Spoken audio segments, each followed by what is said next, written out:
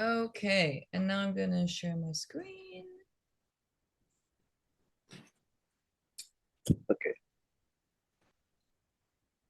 So, do you see the results page? Result. Okay, Yep. so Clear. the first thing, so this is the second part of the previous video. So now we're moving on to results. The first thing we found was that everything was statistically significant. And what I mean by that is, so when you're using these programs, there is a certain value that they calculate that shows you, that tells you whether the results you've collected are due to random chance, because it could just be that randomly all of your results, let's say if I wanted to make up this study, right? I put in a random amount of numbers and that's what I ended up using. This program can tell you whether what you've done is due to like just random outcome, or that they're all statistically, how do I describe them, or whether or not what you've measured is due to what you're intending to see. So like that it's due to real life differences. Okay, so it's just basically saying your results are good, like they can be used for the program. I don't know how to say it more simply. It's a p-value. It's like something. Is it something like is it on the track or out of the track? Something like that. So the full test is called the Bartlett's test for sphericity. So it basically it puts all your data on a normative distribution. It doesn't matter. You don't need to know the maths. Just know that this value says that our results are measuring what they intend to measure. So they're not random, and Yeah. it's not due to chance. The results that we got are because this is what people actually feel. That's basically what it's getting. Yeah. Okay. There's a I get it. range. If you're thinking how can it know that, there's a range that it puts it in. It's all statistics, so it just needs to be less than 0.05. That's the standard that I picked. That's the normal standard, and it was 0.00, so it's perfect. The next thing that I got from my results is that the well-being whole, so the single item question that I asked them about the well-being is actually a better measure of their well-being than the aggregate. So adding up all these things is statistically less accurate than the whole. But if your intention, which is also kind of what we wanted to do, we wanted to understand why their well-being is a certain way, it's still better to use the item so that you can see, okay, they're less satisfied with their health, they're more satisfied with their security. You know, these are things that we want to know more about the items inside. So just keep using the aggregate approach. So excuse me. So this is for both subjective and objective So approach. I only measure subjective. All my well-being stuff they're all subjective. Yeah. So this is only about subjective. My entire paper is subjective well-being because I couldn't pick objective well-being. Oh, that was something. Oh, sorry. I forgot to mention. In well-being literature, they also said that it's very important that you set well-being to the context that it's in. So even if I wanted to do objective well-being, there currently is no one that has gone through Indonesia and gone through the different islands and looked at the different communities and said this is what's important to Indonesian people. Use these standards. Okay. So someone hasn't done that. For exactly. For the objective standard. Yeah. So in a perfect world, the Indonesian government would value people's well-being, and in every dwelling, they would collect this information of what is important for your well-being.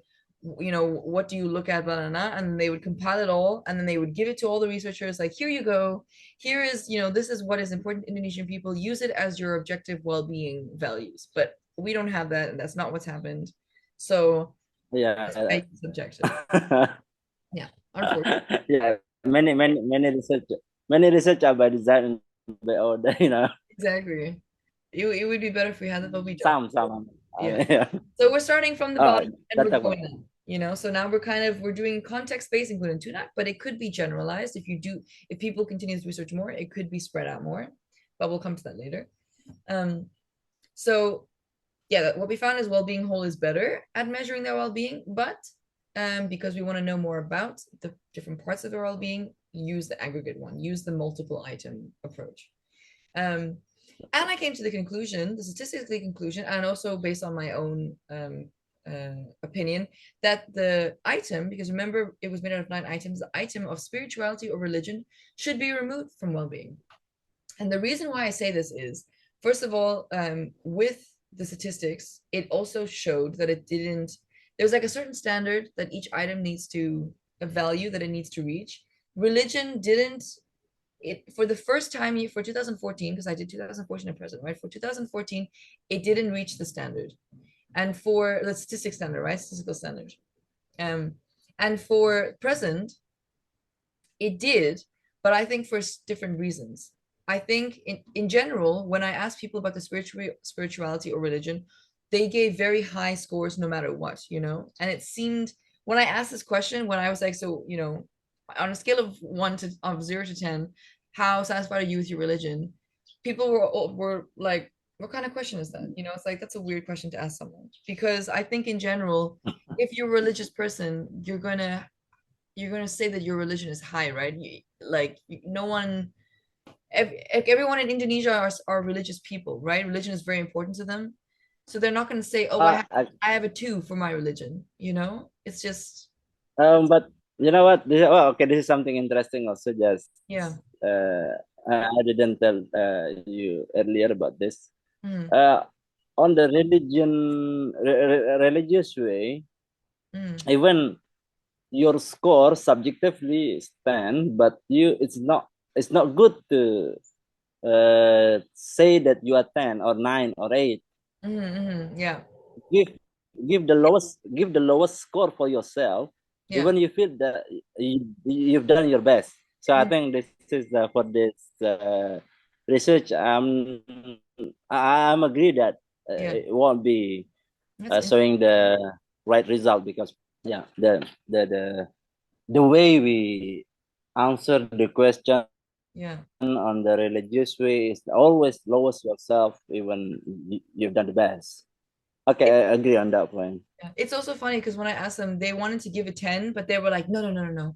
I put a 9. And I think maybe that's related to what you right? Where they're like in their head, they're like, there's no way I can give a 10, that I can always improve. You know, it's just a religious feeling, and I don't Yeah, think yeah, it can be measured, and I don't think it contributes to their well-being. I think their religion is just separate to everything, you know. So I don't think it should be included. In this context, it's only personal, particularly from us exactly. to our God. So it's Exactly. not good to talk about that, Yeah. especially to share with others. Exactly. Yeah. Even I even think. if it was low or if it was very high, they're not gonna really share it probably that accurate. So Yeah, yeah. Um, exactly. yeah. So Even well, actually, the Muslim itself leads us to take care of the nature, to maintain our relationship with other human, with nature, with everything. It's all there, but it's not good to share it, to tell them that you've done this, you've done that, and it's kind of overconfidence. So it's not good for the religion stage. good to know. I will add But it to my one thing, hmm yeah, one thing interesting me here, the result of the well-being itself for hmm the human nature relationship, the score is 0.052, and then this is it's too low, while the other well-being whole you put one Oh, point something. So I mean, it's yeah. huge difference. It's different scale. So what's Yeah. wrong with this? I think I'll zero come point to that in something. a second. I'm gonna move on to that. I'm going through Oh, okay, the small points, and then I'll okay, go through the main, like the biggest, the most important findings was on the right. I'm sure you of course okay, okay.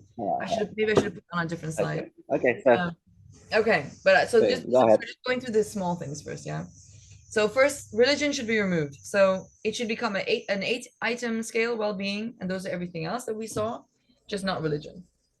The next thing that I found was that all the Okay. items for the human nature relationship, the ones that I picked, they're valid. So according to statistics, they contribute to measuring human nature relationships Mm, very highly.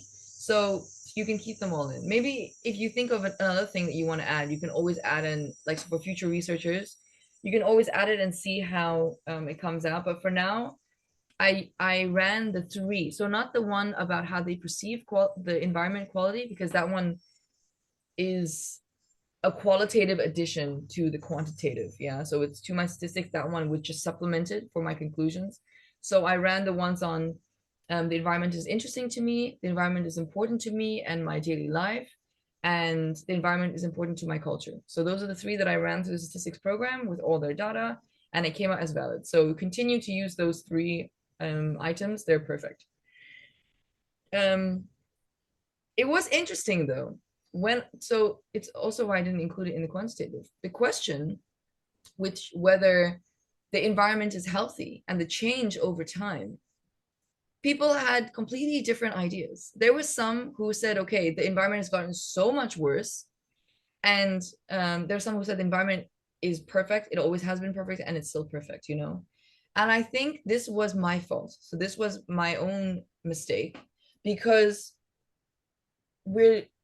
it wasn't clear whether or not I was asking in general in the world, you know, in the ocean, in like the rivers, the changing of the rivers, are these things healthy? Have they changed? Or if I'm just asking about the area in Gunung Tunak, because the whole point of Gunung Tunak is that Gunung Tunak preserves the lowland forest, right? So of course, because you've Yeah. achieved that, people who live in the lowland forest see that nothing has changed. So of course they're going to say that it's good.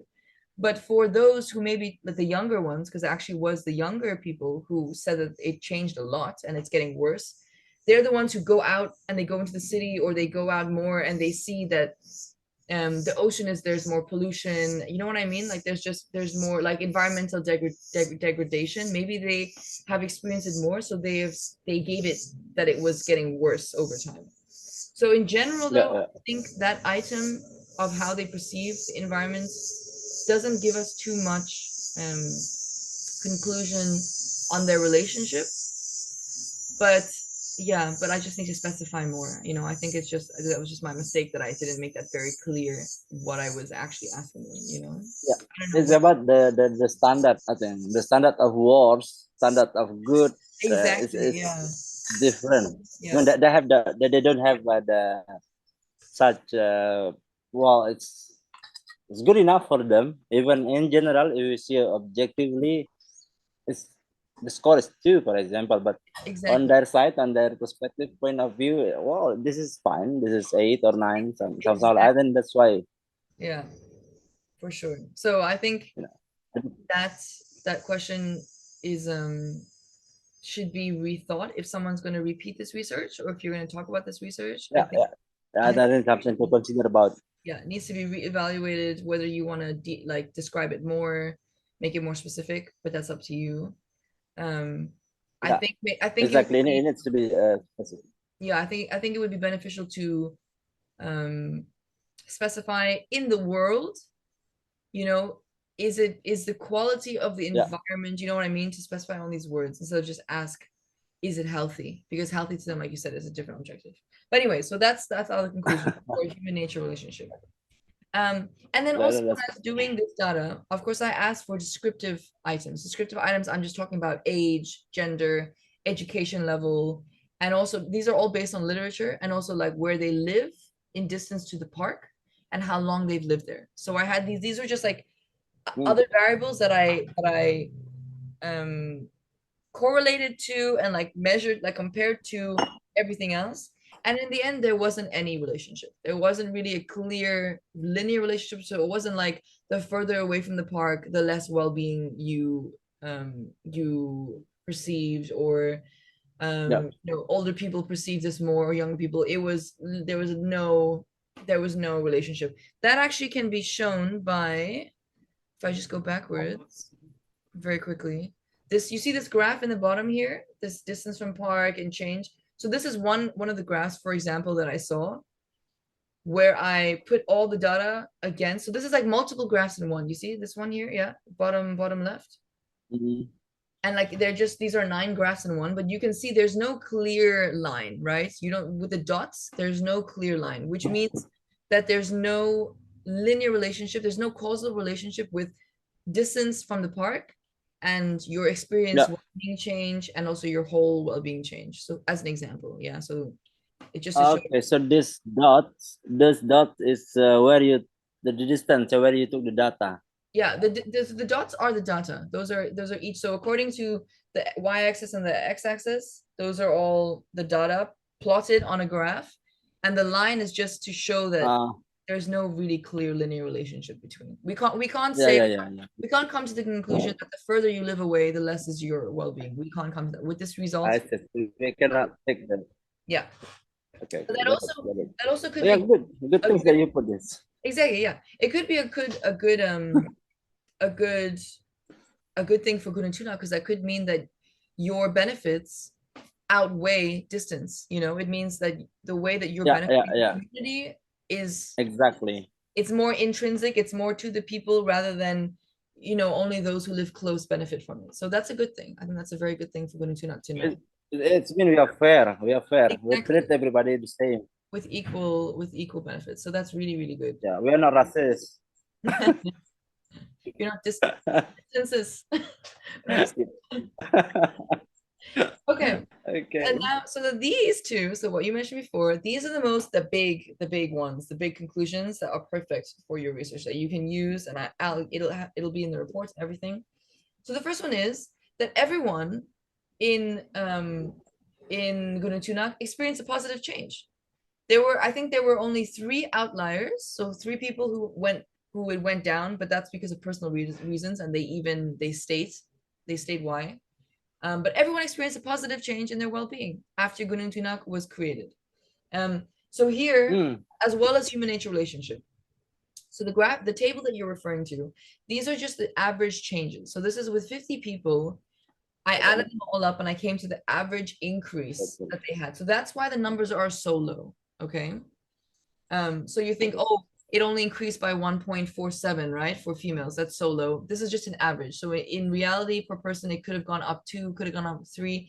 And remember, we have to keep in mind the homeostasis, the maintenance theory, right? That everyone always rates their life high, which maybe means that you have a buffer of 4, right? In the value, you have 4. And what these results are saying is that Gunung Tunak has created an increase of almost 2, of 1.5, which is like 40% of how much you can actually move. Do you understand what I'm saying? You know what I mean? So Yeah. it looks very little, like very small change, but it's actually a pretty big change. It's contribute 40% of the change. Yeah, something like that. Yeah, essentially. Yeah, No, yeah. it contributes like this. All of these changes are 100% contributed from the changes that they are perceiving in their well-being. Whether or not it's directly because of Tunak, that's hard to tell. But they are saying that this is how they're perceiving their well-being. So this is 100% their change. How do I describe this? Because so just to back up, remember, for example, we said that people rate their well-being high, right? They always rate it high, no matter what, even if they're sad, unless it's like a really big thing, it'll stay high. So let's say we have a buffer of 4. People will rate from, no matter what, between 10 and 6. Yeah.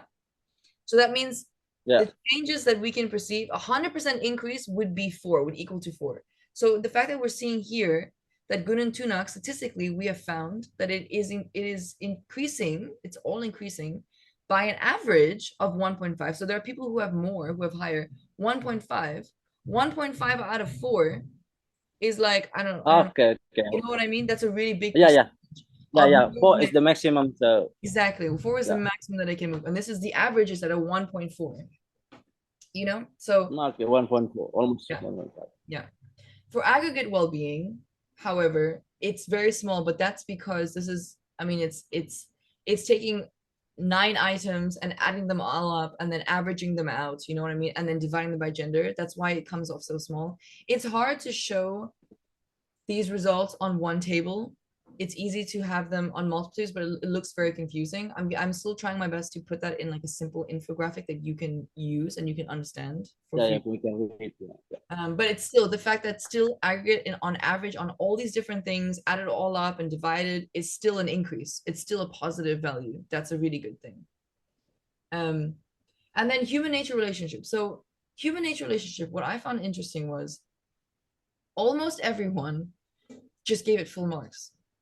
They were like 10, 10, 10, 10. Everything's 10. Everything's wonderful. It's a 10. It's interesting to me. It's a 10. It's important to my culture. It's a 10. It's important to me in my daily life. It's a 10. It's all 10. So the only reason why it's so low, the change, is because there was nothing to change. It was literally like 60 or 70% of all participants answered 10, 10, 10, 10 every both years, 2014 and now. So the reliability of of the measurement that I hear in Gunung Tunak is not that great. Statistically, they're like, it's great, you know, the questions are good, but if you step back and you look at the results, is that actually useful information then if everyone is rating something at 10, you know? That's up to you to decide. So that's why for the males, for example, it's 0.052 increase. It's because it was a 10. Well, maybe there was one thing that was a 9 to 10, you know? It was like a one thing increase. Yeah. Again, it's about, because I think, I mean, it's like that they have no idea about they want to take zero risk. I mean, 10, it means all good. I don't want to make any problem with answering this, that, or something. So 10 means all good, and then you don't have to ask me more. Exactly. It was I think we need part of the survey. So it could also be that they were like annoyed, they were tired, they were like, oh, let's just tell her 10 and then get this over with, you know? yeah. So it could be Okay, but the upcoming researcher, then I think this is a very good point to take a note, and then maybe so then we can maybe for oh, sorry, I'm so sorry that it keeps lagging. What were you saying? But no. I mean, just a note for the future research. I think a way to remediate this is either do one day, first collect all the thing on community well-being, and then come back again and then ask this on another day, you know, so it's not so much in their head, like it's not like 15 minutes straight. Yeah. Like 5 minutes, you know. Or I think because in this case human nature relationships was kind of the second thing that I wanted to measure. It wasn't that important. I didn't use that many items. You could, for future researchers, I think what they could do is break it up and ask questions like, how many times a day do you go into nature? So like, how many times a day do you go into the forest or do you go into the water? And then they tell them how many times, and then you can create, so maybe make it more objective. You could say, okay, if they go into nature more than once a day, that's a 1. It gives it a value of a 1. If they go in over 2, that's a 2. You know what I mean? And then add up all these things. Or like, how many times a day do you think about nature? You know, how many times a day do you use nature in your kitchen? You know what I mean? And then put these all together. But I think, that can be its own research, because that's such a big project. But there could be something for a university student in Mataram, who knows, would be interested to do that. We can divide also you have 9 or 10 questions, it was? For community well-being, I had 10. 10, yeah. All right. So I mean, like for the every single question, we need to put, like, make 2 or 3 other questions. For example, how good your life in 2014, for example. We can give another question, like how many times you consume meat or fish in a week, for example. Exactly. And then we will finally, from the answer, we can put the score 8, 7, as it's on our side. So we cannot ask them 1 to 10 about that, but we can ask them our another indicators so then we will finally give the score 9 or 10 or 4, something. And what because you're mentioning 5 for us. What you're mentioning now, that's an objective approach. So that would be considered objective approach, because you're setting standard, you see. But that makes sense for you because you are from the community. You understand what is important to measure. I am not from Gunung Tunak. I don't know that eating meat 5 times a week is a good sign. You know what I mean? So that makes sense for you to be able to do that, because on the ethics and the morals of everything, of all people, it's not going to be some, you know, bule girl from Netherlands. It should be someone from the community setting the standards, because you know what that means. So then that's valid. That's good. You should do that. Yeah, Okay, there's another note. Okay, and that's good. So people from, so if it's local researchers, they can come up with some really nice stuff. Um, so that's the first big thing. Okay, so in general, Gunung Tunak has had a positive impact, and it's great. It's doing really good for the community. Um, the second thing is that community well-being does not equal individual well-being of the community members. Okay, so it sounds a bit confusing, but after I ran all these tests, what I found was that actually, so I had nine items, right, including the single item question. In the end, when I did a bunch of all the statistics, and like there was a rotation, it's hard to explain, but I found that actually of these nine items, there are two different kinds of well-being that emerged from them. So the first set that I saw, so they all had really high contributions to this first factor, and they all had very high correlation. So they basically to each other they had really high relationships. I don't know how to say it. Was these five. So the first thing was relationships, safety of their area, achievements in life, environmental quality of mm, the area, and feeling part of community. So if you look at all these things, so this is the bottom left table, you see, like over here. If you were to look to is this a pointer? oh, Oh, whoops. Sorry, that was an accident. I wanted a pointer. I can't find it. Anyways, oh, if you were to look at this, what do all of these things have in common? They all have to do with the community, right? Relationships. If you live in a community, your relationships are your community members. So the people who live there, you usually date and you marry within the community, right? It's your family is in the yeah, community. These are all your relationships. Safety of the yeah, area. It's safety of your community, how safe your community is, how safe your neighbor is, how safe you are. So that's also about the community. Achievements in life. This was one thing where I was like, what could this mean? And I think because in rural Indonesia, a big part of your achievements in life is family life, right? Getting married, having kids, supporting them going to school, right? That's like a big part of the culture. So I think yeah. that's also That's the why, achievement, exactly, that's your achievement. Your achievement is I have a happy family, my parents are safe with me, like I can yeah, see them every day. That's important to this context. kind of, That's also why this is in the community yeah, well-being. life goals, Pardon? yeah, Yeah, right. Yeah, right. Agreed.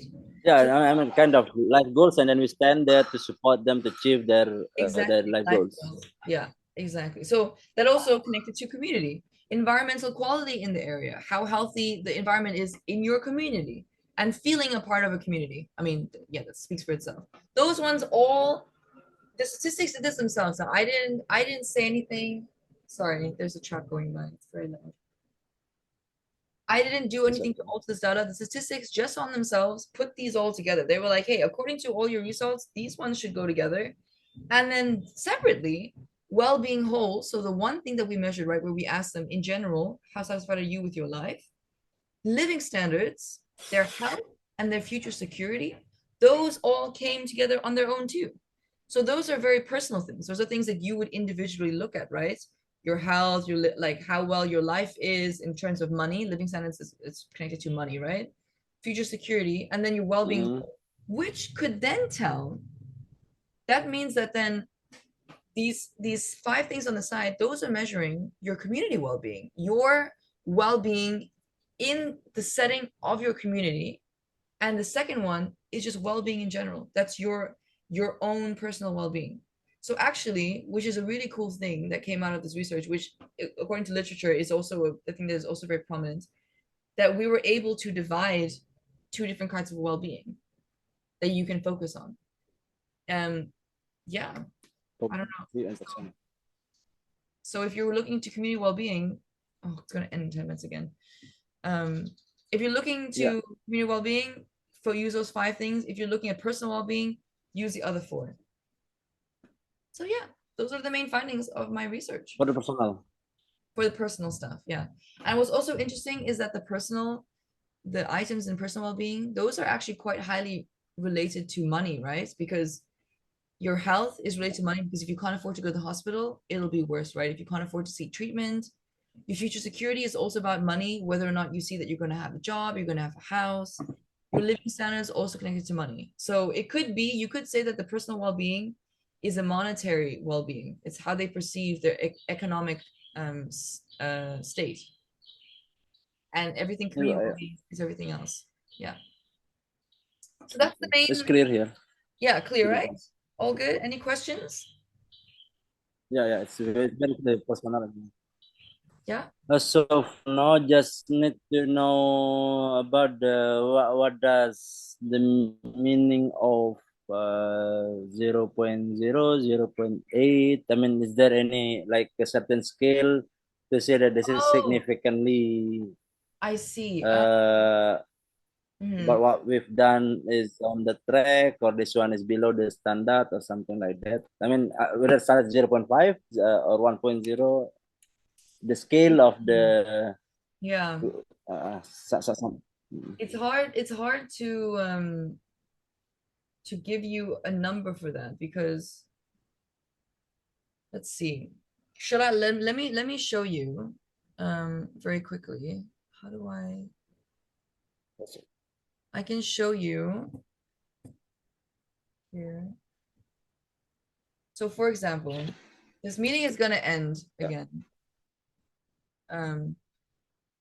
But if I go to, so this is the code that I ran, okay? These are all the different codes. You can still see my second screen, yeah? The second one, Do you see like yeah, it's behind the PowerPoint. No, you see all of this that I'm highlighting? This like data, all these yeah, blue yeah. lines? Yeah, okay. So these are all the different equations that I ran Sure. through the thing, okay? With all the data. So if I were to run, let's just control A. If I were to run all of this is all the data Like programmer. that I calculated, okay? I'll go slowly so you can see. Mm. So all of these, in terms of number, these are all, every single table is a different value. Um, so That's it's confusing.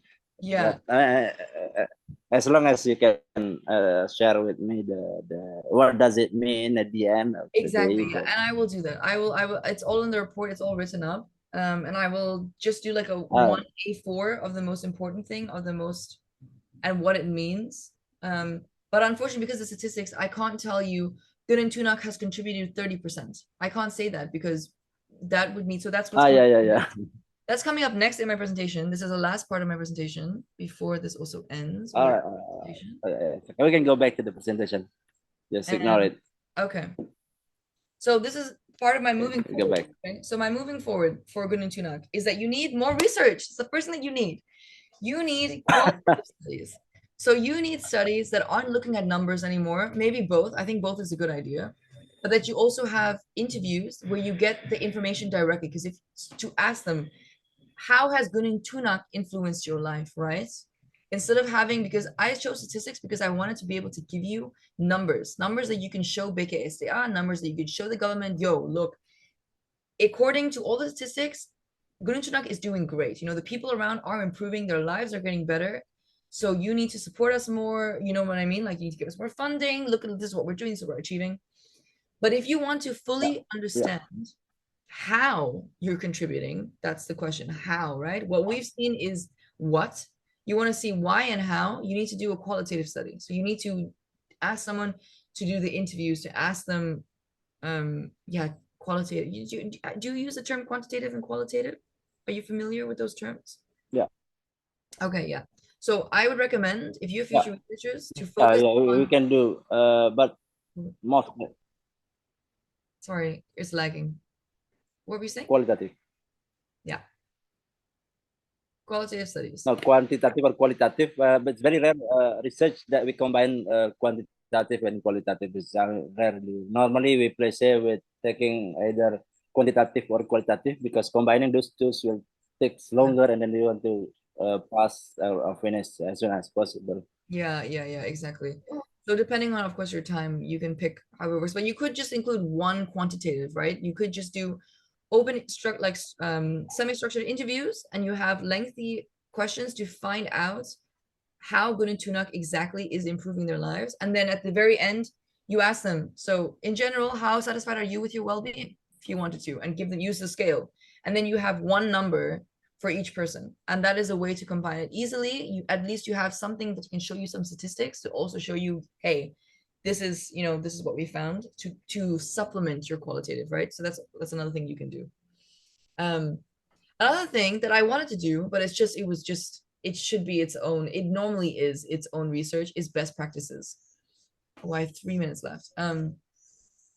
So best practices, if you have another intern coming, or if you yourself have time, best practices is basically looking at other parks around Indonesia or even around the world with same context, what they've done that has successfully implemented their community-based approach. So that was something that I wanted to do, but it was just way too much. There was no way that I could do it with this too.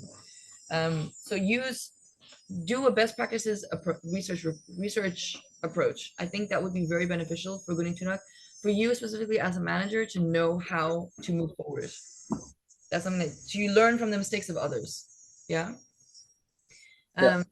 I also think that more ecology is needed. I know that's not in your control, and that's about BKSDA, but maybe you can use this to show them, hey, look, these are the results we've got. We need more professionals to come in and do more surveys. We need to know more about the deer. We need to know more about the butterflies. Like it's the way that we can properly improve our environment here, that benefits, that we see statistically benefits the community. Yeah, exactly. Yeah. And another thing that I think is very highly possible is that you just create internships, because for me, right, it was difficult for me to find this, like we had to come up with this together. It was also a very solo project. I had to think of these things. But I think now that you know what you need, right, you've seen from this what is missing, what we don't want to know more, you know exactly what you want to know. Like right now you're asking me, how can we quantify how much Gunung Tunak has improved? What is it that has improved? Now that you can create internships. You can create on your website, you can provide like, hey, we are looking for interns to do this research.